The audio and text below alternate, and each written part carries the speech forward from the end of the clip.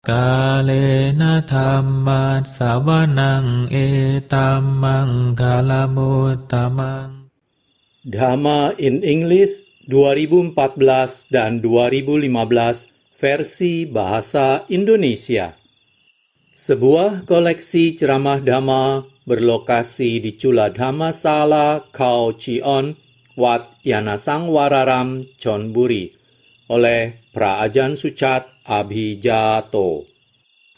Judul asli Dhamma in English 2014 and 2015. Penerjemah Siddhartha Suryameta. Editor Willy Siana Suryameta. Proofreader Margareta Naga Prilianti. Sampul dan tata letak Leonard Halim. Edisi pertama Februari 2020, Jakarta. Dhamma in English 2014 and 2015. A collection of Dhamma talks in English by Pra Ajahn Suchat Abhijato. Copyright Pra Suchat 2018. Hanya untuk distribusi gratis. Dhamma seharusnya tidak diperdagangkan layaknya barang di pasar. Izin untuk mereproduksi isi yang termuat dalam publikasi ini dengan cara apapun untuk tujuan non-komersial sebagai sebuah hadiah Dhamma di sini sudah diberikan. Tidak perlu memperoleh izin lebih lanjut. Reproduksi dengan cara apapun untuk keuntungan komersial dilarang secara tegas. Isi yang termuat dalam publikasi ini tidak boleh dimodifikasi dengan cara apapun. Buku ini tersedia untuk diunduh secara gratis di www.prasuchat.com, www.kamathana.com, www.archive.org/details/dhamma1415 Indonesia. Pada video part 12 ini, saya akan membacakan bab 12, Umat Awam Asal Spanyol dan Kazakhstan, 30 Juni 2015. Tan Ajahn, mengapa kamu tertarik dengan meditasi? Umat awam, saya telah membaca-baca tentang itu. Tan Ajahn, apa yang ada dalam meditasi yang membuatmu berpikir bahwa meditasi itu menarik? Umat awam, untuk mengontrol diri saya dan untuk menjadi seseorang yang lebih baik. Tan Ajahn, itulah tujuan dari meditasi, untuk mengontrol bagian burukmu dan untuk mengembangkan bagian baikmu. Kita memiliki keduanya, bagian baik dan bagian buruk. Bagian baik adalah bagian yang memberi kita manfaat. Bagian buruk adalah bagian yang merusak kita.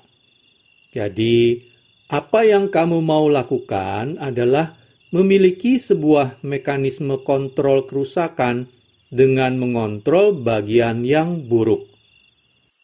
Buddhisme mengetahui cara mengontrol pikiran, tetapi itu tidaklah mudah untuk dilakukan.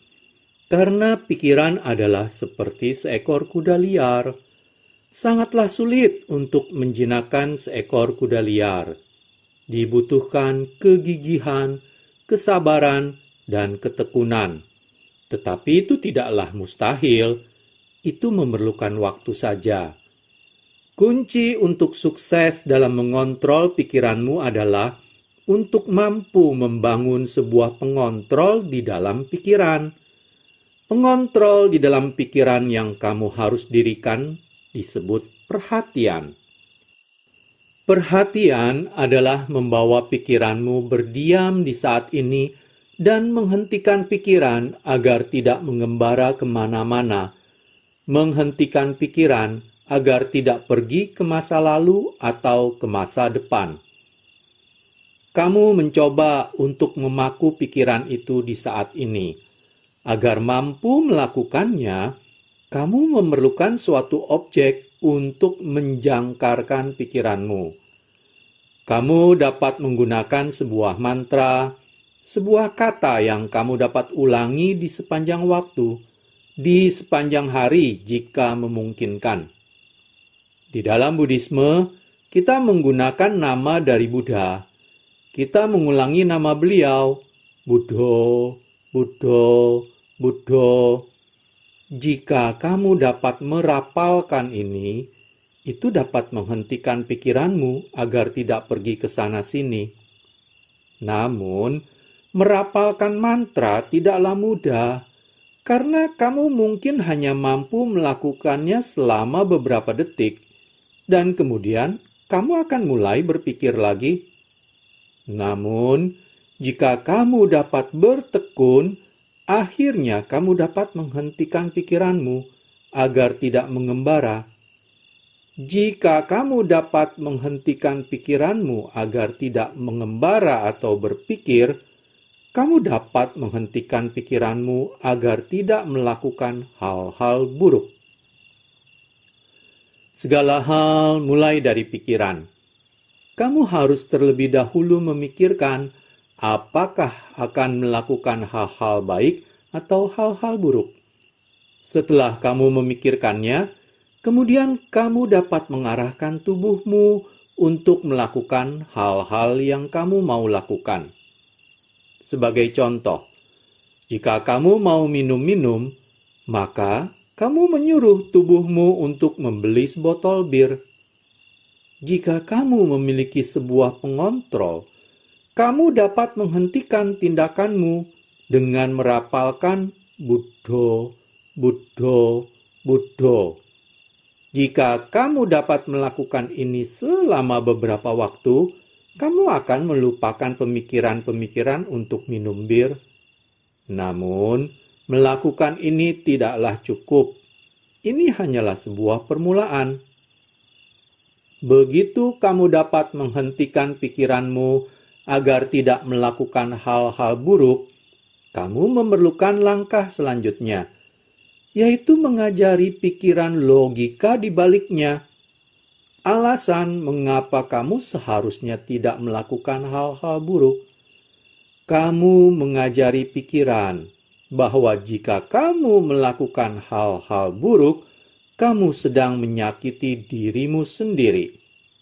Jika kamu dapat melihat logika ini, akhirnya kamu akan berhenti melakukan hal-hal buruk. Karena dengan melakukan hal-hal buruk, kamu tidak sedang menolong dirimu, melainkan kamu sedang menyakiti dirimu. Terkadang kita melakukan hal-hal buruk karena kita pikir hal-hal buruk itu menolong kita. Hal-hal buruk itu membuat kita bahagia. Akan tetapi, ini adalah suatu jenis kebahagiaan yang keliru. Kebahagiaan ini hanya bertahan sebentar. Kamu bahagia melakukan apa yang kamu mau lakukan selama beberapa waktu. Dan setelahnya, kamu menjadi sedih ketika kamu tidak dapat mengulanginya lagi. Jadi, kamu harus menggunakan logika untuk mengajari pikiranmu tentang manfaat yang kamu dapatkan, atau kerusakan yang kamu ciptakan dari perbuatan-perbuatanmu. Jika kamu dapat melihat logikanya, maka kamu dapat berhenti melakukan hal-hal buruk, karena perbuatan-perbuatan buruk lebih menyakitimu dibanding menolongmu. Perbuatan buruk mungkin membuatmu bahagia sebentar. Ketika kamu minum alkohol, kamu menikmati dan bersenang-senang sebentar. Namun, ketika kamu minum terlalu banyak, kamu kemudian menjadi seorang pecandu alkohol, dan menjadi seorang pecandu alkohol menyakiti dirimu karena kamu tidak dapat berhenti minum. Jika kamu minum terlalu banyak, alkohol menyakiti tubuhmu, dan alkohol juga menyakiti pikiranmu, karena kamu tidak dapat berfungsi secara normal. Inilah sesuatu yang kamu harus renungkan, melihat sisi buruk dari minum-minum. Janganlah memikirkan sisi baik dari minum-minum saja. Ketika kamu menimbang sisi baik dan sisi buruk dari perbuatan-perbuatanmu, kamu akan melihat bahwa sisi yang buruk lebih berat dibandingkan sisi yang baik. Maka kamu akan berpikir bahwa lebih baik untuk tidak minum, dan kamu dapat berhenti minum-minum, dan kamu akan berhenti selamanya. Tidak peduli berapa banyak orang yang menawarkanmu segala macam minuman, kamu akan mengatakan tidak. Umat awam, jika kita berhenti melakukan hal-hal buruk, maka kita semua akan berhenti melakukan segala hal. Kita semua akan menjadi biku. Tan Ajhan, kamu dapat melakukan banyak hal. Para biku melakukan banyak hal baik, seperti melakukan amal dan membantu orang lain. Ketika kamu melakukan amal, kamu akan menemukan jenis kebahagiaan yang sebenarnya. Kamu menjadi bermanfaat untuk orang lain. Membantu orang lain membuat kehidupannya lebih baik. Itu membuatmu merasa baik. Perasaan tersebut jauh lebih baik dibanding meminum alkohol. Dalam Buddhisme, kita percaya pada karma. Perlakukanlah orang lain sebagaimana kamu mau orang lain memperlakukanmu. Jika kamu memberikan kebahagiaan kepada orang lain, kebahagiaan itu akan kembali kepadamu. Jika kamu membuat orang lain menderita, penderitaan itu akan kembali kepadamu. Dunia ini akan menjadi sebuah dunia yang lebih baik jika kita semua adalah biku atau hidup layaknya para biku, karena kita akan membantu satu sama lain. Kita tidak memerlukan banyak untuk kita hidup. Yang kita perlukan hanyalah sekedar 4 kebutuhan hidup: makanan, pakaian, tempat bernaung, dan obat-obatan. Kita tidak memerlukan Ferrari. Kita tidak memerlukan sebuah kapal persiar. Pagi ini, saya melihat seseorang mengendarai sebuah Ferrari ke wihara. Saya mengatakan kepada diri saya bahwa jika dia menggunakan uangnya untuk membangun sebuah sekolah untuk orang buta atau orang cacat, itu akan jauh lebih bermanfaat dibanding sekedar mengendarai sebuah mobil mahal. Dia tidak mendapatkan apapun dari mengendarainya. Itu sekedar sebuah perasaan. Itu saja. Umat awam, bagaimana jika pada waktu yang sama orang ini juga membantu orang lain? Tan Ajhan, itu akanlah baik. Tetapi akanlah lebih baik lagi jika dia tidak mengendarai sebuah mobil mahal dan menyerahkan uangnya untuk membantu yang memerlukan. Dia dapat mengendarai sebuah mobil yang lebih murah. Mobil itu membawanya ke tempat yang sama, mungkin dengan perbedaan waktu beberapa menit. Namun, saya hanya mengatakannya pada diri saya. Saya tidak memaksakan pikiran saya atau harapan-harapan saya kepada orang lain. Dia dapat melakukan apapun yang dia mau lakukan. Namun, saya mengetahui bahwa jauh di dalam hati dia tidak sebahagia itu. Terutama jika dia melihat orang lain mengendarai mobil yang lebih bagus dibandingkan miliknya. Lebih baik berkompetisi untuk menjadi miskin, karena itu lebih mudah untuk dilakukan dibanding berkompetisi untuk menjadi kaya.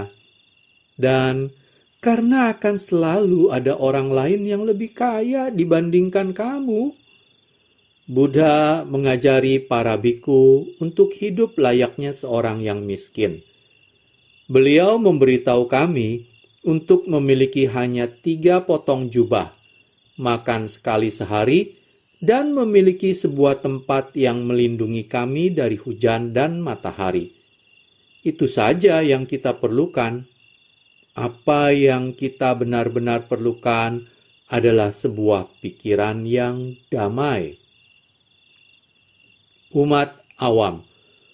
Semua orang mau memiliki sebuah tubuh yang lebih kuat, menyediakan makanan yang lebih baik bagi anak-anak mereka, menjadi lebih kaya, menjadi lebih seksi atau tampan, agar dia dapat menemukan seorang pasangan yang lebih baik dan dapat memiliki seorang keturunan yang lebih baik secara genetik. Namun, Tan Ajan adalah contoh bagaimana seseorang seharusnya ada di alam bebas. Tan Ajan, karena kita menggunakan ukuran yang berbeda. Umat awam menggunakan tubuh sebagai ukuran mereka. Mereka harus memiliki semua hal materi ini untuk membuat mereka bahagia. Para biku menggunakan pikiran sebagai ukuran, bukan tubuh. Dan kebahagiaan dari pikiran tidak mengandalkan semua hal materi ini. Umat awam, ketika saya melihat Tan Ajan, saya melihat masa depan saya, tetapi sebuah masa depan yang sangat jauh. Tan Ajan, itu perlu waktu. Kamu baca saja buku-buku tersebut dan kamu akan melihat dunia dalam sudut pandang yang berbeda. Saat ini, kamu hanya melihat hal-hal dari sudut pandang yang sangat dekat. Kamu mendasarkan pemahamanmu tentang dirimu pada tubuhmu, bukan pada pikiranmu. Dalam kehidupan kita tidak hanya terbuat dari tubuh kita, tetapi kita juga terbuat dari pikiran kita. Namun sayangnya, pikiran tidaklah kasat mata, sehingga kita tidak dapat melihat pikiran. Kita hanya dapat melihat tubuh, dan kita berpikir bahwa hanya tubuhlah yang kita miliki. Jadi, kita mengonsentrasikan semua usaha kita untuk menjaga tubuh, untuk memberikan segala jenis kebahagiaan kepada tubuh. Dan dengan berlaku demikian, kita sedang menelantarkan pikiran kita dan membuat pikiran sengsara. Tidak peduli berapa banyak uang yang kamu miliki, pikiranmu tetap akan sengsara. Ini adalah bagian yang kamu telah telantarkan. Pikiran adalah bagian yang lebih penting dibandingkan tubuhmu, karena tubuhmu adalah sementara. Paling lama, tubuh hanya bertahan selama 100 tahun, tetapi pikiran bertahan selamanya. Jadi, jika kamu merawat pikiranmu dan membuatnya bahagia, maka kamu akan bahagia selamanya. Pikiran tidak memerlukan tubuh untuk bahagia. Tetapi, dikarenakan kebodohan batin, kamu berpikir bahwa kamu harus memiliki sebuah tubuh yang baik, sebuah tubuh yang kuat, dan sebuah tubuh yang sehat untuk membuatmu bahagia. Kamu harus memiliki segala sokongan yang tubuh perlukan untuk membuatmu bahagia. Namun, tidak peduli berapa banyak yang kamu miliki. Sebagai contoh, jika kamu memiliki 100 Ferrari, kamu masih akan merasa buruk. Kamu masih tidak akan mampu menyingkirkan perasaan-perasaan buruk yang kamu dapatkan dari waktu ke waktu. Karena perasaan-perasaan buruk ini memerlukan sebuah jenis perawatan yang berbeda. Itu memerlukan meditasi. Itu memerlukan kedamaian pikiran.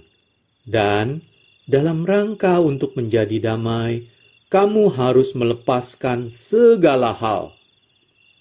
Ketika kamu bermeditasi, kamu menutup matamu. Kamu melupakan segala hal. Kamu berkonsentrasi menghentikan pikiranmu agar tidak berpikir. Jika kamu dapat gigih dalam mengendalikan pikiran, akhirnya pikiran menyerah untuk melawan, menjadi damai, dan kamu kemudian menemukan jenis kebahagiaan yang lain. Jenis kebahagiaan ini jauh lebih baik dibandingkan kebahagiaan yang kamu dapatkan dari tubuhmu. Itulah apa yang Buddha lakukan. Beliau adalah seorang pangeran, dan beliau memiliki sesuatu yang setara dengan Ferrari dan istana-istana. Tetapi beliau merasa ada sesuatu yang kurang. Beliau masih khawatir. Setiap kali beliau berpikir tentang masa depan tubuhnya, beliau khawatir. Karena beliau telah melihat seorang yang tua, seorang yang sakit, dan sebuah tubuh yang mati. Beliau mengetahui bahwa akhirnya tubuhnya akan juga menjadi seperti itu. Jadi, apa yang akan beliau lakukan ketika itu terjadi? Jadi, beliau mau terlepas dari tubuh ini. Itulah alasan mengapa beliau memutuskan untuk melepaskan kehidupan kepangeranan beliau dan menjadi seorang biku, karena beliau melihat seorang biku dan beliau bertanya kepada pelayannya, apa yang biku itu sedang lakukan?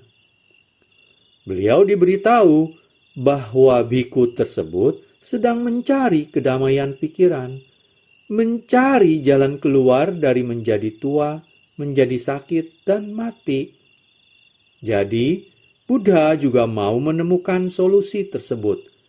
Dan oleh karena itu, beliau melepaskan kehidupan kepangeranan beliau dan menjadi seorang biku. Beliau bermeditasi dan pada akhirnya beliau menemukan kedamaian pikiran. Beliau menyadari pikiran adalah hal yang paling penting, dan pikiran dapat bahagia dengan pikiran itu sendiri tanpa harus memiliki sebuah tubuh. Akan tetapi, dikarenakan kebodohan batin, pikiran berpikir bahwa dalam rangka untuk bahagia, pikiran perlu memiliki sebuah tubuh, sehingga pikiran terus mencari satu tubuh demi satu tubuh. Ketika pikiran kehilangan tubuh ini, pikiran pergi mencari sebuah tubuh yang baru. Inilah yang disebut kelahiran kembali.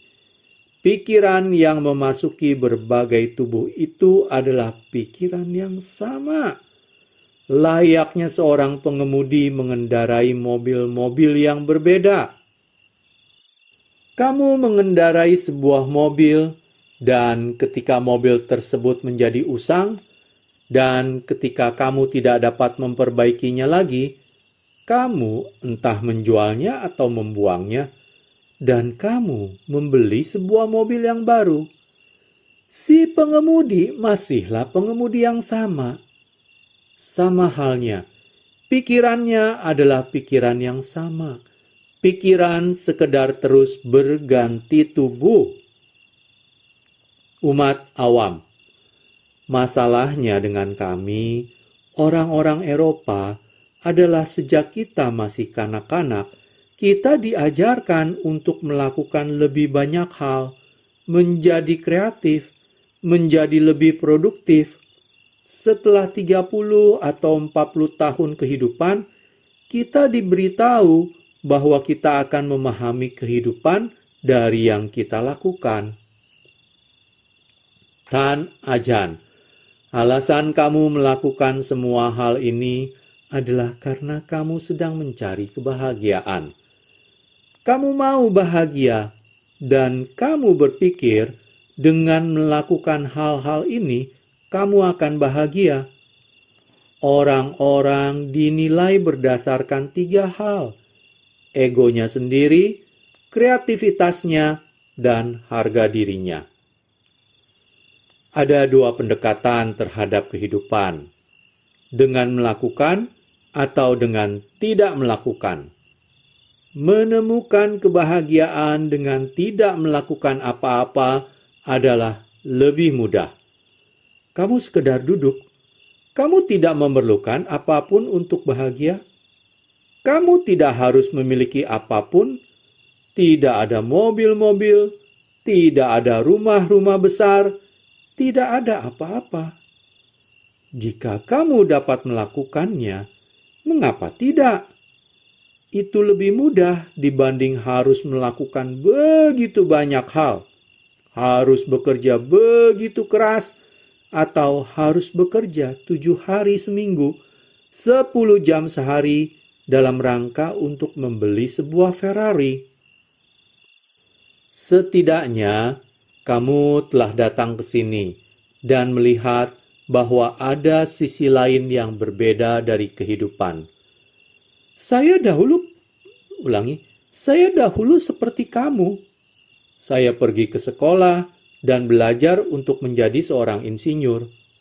Setelah saya lulus, saya bertanya pada diri saya, apa sasaran selanjutnya?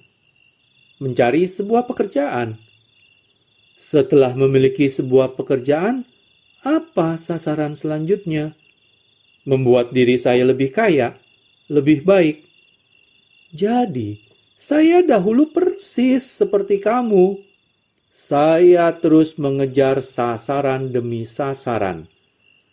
Kemudian saya bertanya pada diri saya, kapan saya akan berhenti? Jika saya tidak berhenti, bagaimana saya bisa bahagia? Kemudian, saya mulai membaca tentang Buddhisme, dan Buddhisme mengajari saya bahwa segala hal tidaklah kekal. Tidak peduli berapa banyak yang saya miliki, suatu hari saya akan kehilangan itu semua. Jadi, mengapa susah-susah mencarinya? Jadi, saya berhenti memperoleh hal-hal dan mencoba untuk hidup tanpa memiliki apapun. Saya menemukan jalan ini lebih mudah, lebih tidak stres, dan lebih kondusif untuk kedamaian pikiran. Akhir dari tanya jawab. Sadu, sadu, sadu. Di halaman sebaliknya terdapat sebuah foto dari setangkai bunga. Demikianlah, selesai sudah saya membacakan bab 12, umat awam asal Spanyol dan Kazakhstan, 30 Juni 2015. Pada video part selanjutnya, saya akan mulai membacakan bab 13, umat awam asal Sydney, Australia, 6 Juli 2015. Terima kasih. Kalena dhamma ssavanang etamang kalamutamang